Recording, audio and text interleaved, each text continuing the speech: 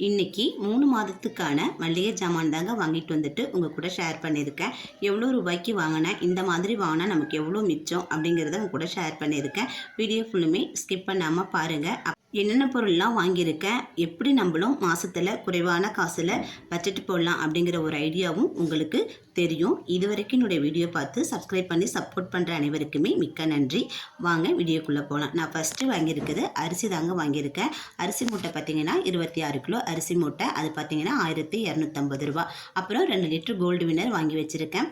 அப்புறம் 2 கிலோ புளி வாங்கியிருக்கேன். முந்திரி கிலோ பருப்பு மட்டும் பார்த்திங்கன்னா அரை கிலோ பக்கத்துக்கு நான் வாங்கியிருக்கேன். அது ஏங்கிறத அப்புறமா சொல்கிறேன். அப்புறமா சப்ஜா சீடு வாங்கியிருக்கேன், அது ஒரு 40 ரூபாங்க.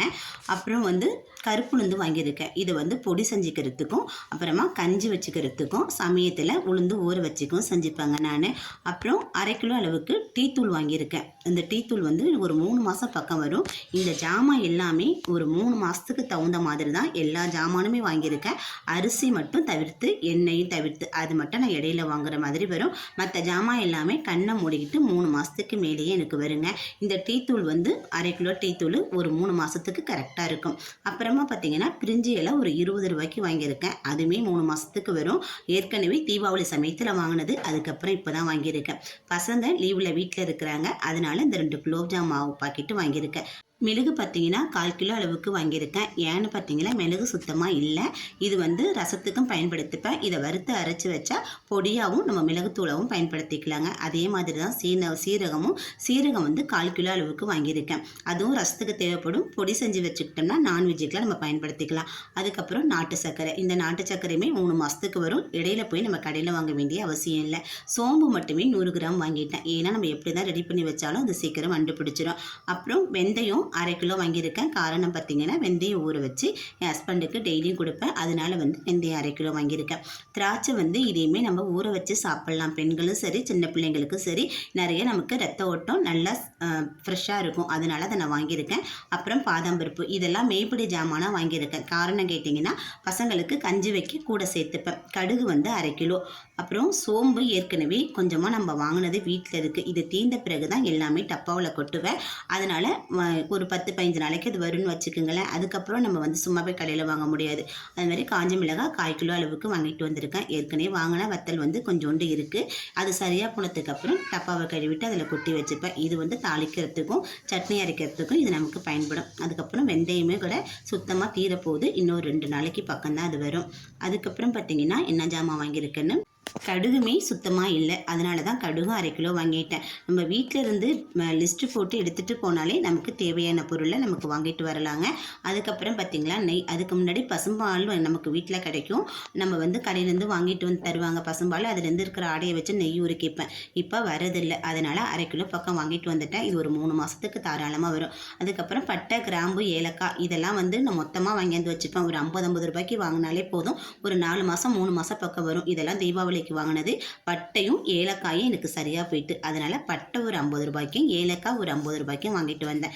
இது எல்லாமே மொத்த கடையில் தான் வாங்கினேன். நான் சூப்பர் மார்க்கெட்டில் வாங்கலை. மொத்த கடையில் வாங்குறதுனால நமக்கு பில்லு கொஞ்சம் கம்மியாக இருக்கும். அதில் இன்னும் கொஞ்சம் 2 பொருள் கூட வாங்கலாம். இந்த பொருளெல்லாம் ஏற்கனவே இருக்குது. கிராம்பு, பட்டை, லவங்கம் இதெல்லாம் இருக்குது. பிரிஞ்சி இலை, பட்டை, ஏலக்காய் இது 3 தான் சரியாக போயிடுச்சு. அது மட்டும் வாங்கிட்டு வந்திருக்கேன். இதில் உள்ள டப்பாவும் சரியாக போயிட்டு டப்பாவை கழுவி காய வச்சு நம்ம வச்சுக்க வேண்டியதான். நாட்டு சர்க்கரையும் வாங்கி கொட்டிட்டு வந்தது இவ்வளோ தான் இருக்குது. ஆனால் இன்னும் கொஞ்சம் இருக்குது. அது தீர்ற வரைக்கும் பயன்படுத்திட்டு ஒரு பாக்கெட்டை தூக்கி பத்திரமா வச்சுருவேன். இது சரியாக போன பிறகு ஒரு பாக்கெட்டை சேர்த்துப்பேங்க. இந்த மாதிரி பழைய பொருள் நம்மக்கிட்ட எவ்வளோ இருக்குங்கிறத பார்த்துக்கிட்டு தான் நம்ம மளிகை கடையில் போய் லிஸ்ட்டு போட்டு ஜாமான் வாங்கணும். அப்போ தான் பொருட்கள் நிறைய வீணாக போகாமல் பார்த்துக்க முடியும். இதில் மனசுக்கு கஷ்டமான ஒரு விஷயம் என்னென்னு பார்த்தீங்கன்னா இந்த காப்பித்தூள் தான். நான் 2 ரூபா காப்பித்தூள் தான் 30 பாக்கெட்டு போட சொன்னேன். 60 ரூபாய்க்கு முடிஞ்சு போயிடும். ஆனால் எங்கள் வீட்டுக்காரவங்க இது ஒரு பாட்டில் எடுக்க சொல்லிட்டாங்க. காரணம் என்னென்னு தெரியல. ஆனால் விலை பார்த்தா 170 ரூபாய் போச்சு. சீரகம் போன மாதம் வாங்கினதுலேயே கொஞ்சம் மிச்சமாக இருக்குது. 100 கிராம் இருக்குது. இதை வீட்டுக்கு பயன்படுத்திக்கிட்டேன்னா அதை வறுத்து பொடி செஞ்சு வச்சுக்கிட்டோம்னா வீணாக போகாமல் இருக்குங்க. நான் இந்த வாட்டி கொஞ்சம் காஸ்ட்லியாக விலை உயர்ந்த பொருளாக கொஞ்சமாக வாங்கிட்டு வந்திருக்கேன். காரணம் பார்த்திங்கன்னா வீட்டில் பொடி செஞ்சு வச்சுக்கிறதுக்கு மாவு அரைக்கிறதுக்காக. இப்போது ஹார்லிக்ஸ் பாட்டில் 2 வாங்கிட்டு வந்திருக்கேன். பாப்பா ஹாஸ்டலுக்கு 1 எடுத்துகிட்டு போயிடுவா, 1 வீட்டு பசங்க குடிச்சுப்பாங்க. வீட்டில் சத்து மாவு கஞ்சி எதுவும் இல்லாததுனால இந்த பாட்டிலை நான் வாங்கிட்டு வந்திருக்கேன். 250 ரூபா பக்கம் வந்துச்சு. ஏற்கனவே கடலப்பருப்பு 1/2 கிலோ வாங்கிட்டு வந்தேன். பயன்படுத்திட்டு பாதி 1/4 கிலோ அப்படியே இருக்குது. இதெல்லாம் ஒரு பக்கம் இருக்கட்டும். இதுக்கப்புறம் நான் மசாலா பொருள் வச்சுருக்கேன். ஏன் முந்திரி பருப்பு அப்படின்லாம் பார்த்தீங்கன்னா இந்த கம்பு மாவும் வாங்கிட்டு வந்திருக்கேன். கம்பு முழு கம்பாக இருக்குது. இதை நான் அலசி காய வச்சு பொடி செஞ்சு வச்சுப்பேன். அதுக்கப்புறம் பார்த்தீங்கன்னா அது கூட சேர்த்துக்கிறதுக்கு இந்த கேழ்வரகு ஏற்கனவே நான் வறுத்து காய வச்சு வச்சுருக்கேன். இதையும் சேர்த்துப்பேன். முந்திரி, ஏலக்காய், பாதாம் பருப்பு, பச்சை பயிறு இதெல்லாம் சேர்த்து நல்லா வறுத்துட்டு மெயினாக கருப்புளுந்து சேர்த்துப்பேன். இதெல்லாம் நம்ம பொடி பண்ணி எடுத்து வச்சுக்கிட்டோம்னா பசங்களுக்கு ரொம்ப ஹெல்த்தாக இருக்கும். இதில் காமிக்காத ஒரு பொருள் என்ன பார்த்தீங்கன்னா 5 கிலோ கோதுமை மாவு. எங்கள் ஊரில் ரேஷன் கடையில் கோதுமை இப்போ கிடைக்கிறதில்ல. அதனால் ஒரு பாக்கெட்டாக வாங்கினா 40 ரூபா 42 ரூபா பக்கம் வருது 1/2 கிலோ. அதனால் மொத்தமாக 300 சில்லரை வந்துச்சு. 5 கிலோ பேக்கு அதை வாங்கிட்டு வந்துட்டேன். இதெல்லாம் சேர்த்து நம்ம வறுத்து பொடி பண்ணி வச்சுக்கிட்டோம்னா நமக்கு காசும் தான், பசங்களுக்கு ஹெல்த்தாக நம்ம கஞ்சும் வச்சு குடிச்சிடலாம். அப்புறம் பார்த்தீங்கன்னா இது மஞ்சத்தூள் டப்பா. மஞ்சத்தூள் சுத்தமாக தீரப்போகுது. கிட்டத்தட்ட அதை அரைச்சி ஒரு 6-7 மாதம் இருக்கும். நான் பல்காக அரைச்சி எடுத்துகிட்டு வச்சுப்பேன். வீணாவெலாம் போகணுன்னு பார்த்தீங்கன்னா கண்டிப்பாக வீணாக போகாது.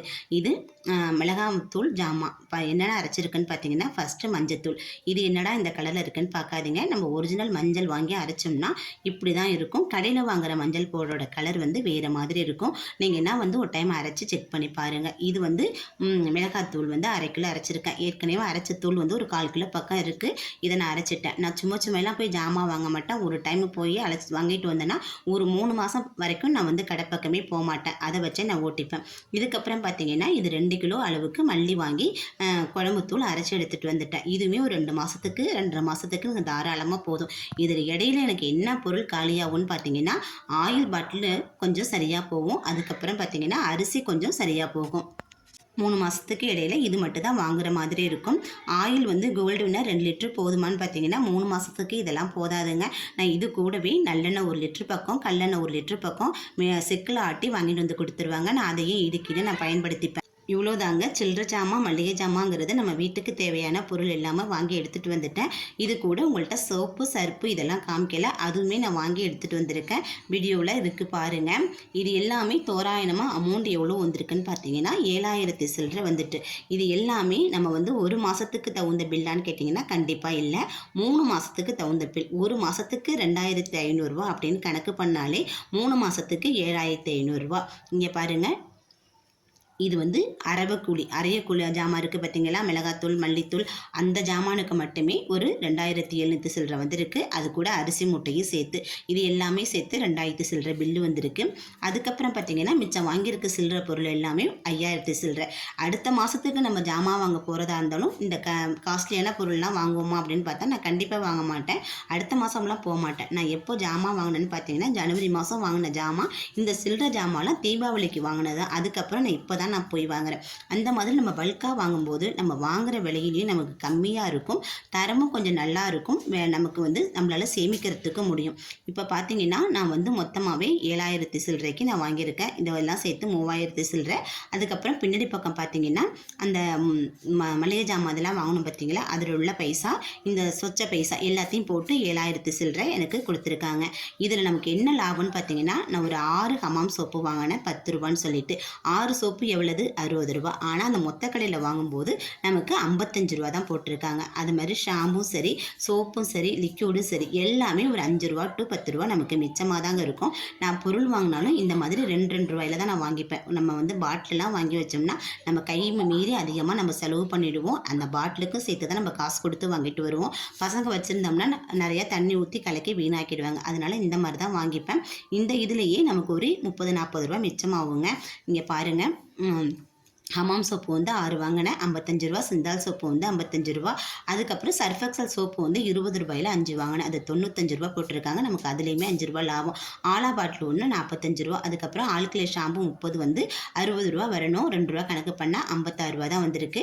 இதே மாதிரி ஒன்றுத்துலேயும் 5 ரூபா 6 ரூபா நமக்கு கம்மியாக தான் போடுவாங்க மொத்த கடையில் போய் வாங்கும்போது. இதே நம்ம சூப்பர் மார்க்கெட்டில் வாங்கினோம்னா இந்த மாதிரிலாம் நமக்கு பில்லு போட மாட்டாங்க. இதோட நமக்கு பில்லு எகிரிடும். இந்த ஜாமான் எல்லாமே ஒரு 3 மாதம் பக்கத்துக்கு எனக்கு கரெக்டாக வருங்க. அதுக்கப்புறம் நான் வந்து ஜாமானை வந்து 3 மாதத்துக்கு அப்புறம் நான் வாங்கிட்டு வந்துட்டு உங்கள்கிட்ட காமிக்கிறேன். அதுக்கப்புறமா இவ்வளோ ஜாமான் இவ்வளோ பில்லு கொடுத்து வாங்கணும்னு கேட்டால் கண்டிப்பாக வாங்க மாட்டேன். வீட்டுக்கு தேவையான பொருள் எல்லாமே என்னோடய பட்ஜெட்டுக்கு தகுந்த மாதிரி வாங்கிட்டு வந்துட்டேன். இதை வச்சே நான் ஓட்டிப்பேன். வாரம் வாரம் என்ன வாங்குவேன்னா வெங்காயம், தக்காளி, வீட்டுக்கு தேவையான மீன், கறி இதை மட்டும்தான் வாங்கி குழம்புக்கு பார்த்துப்பேன்.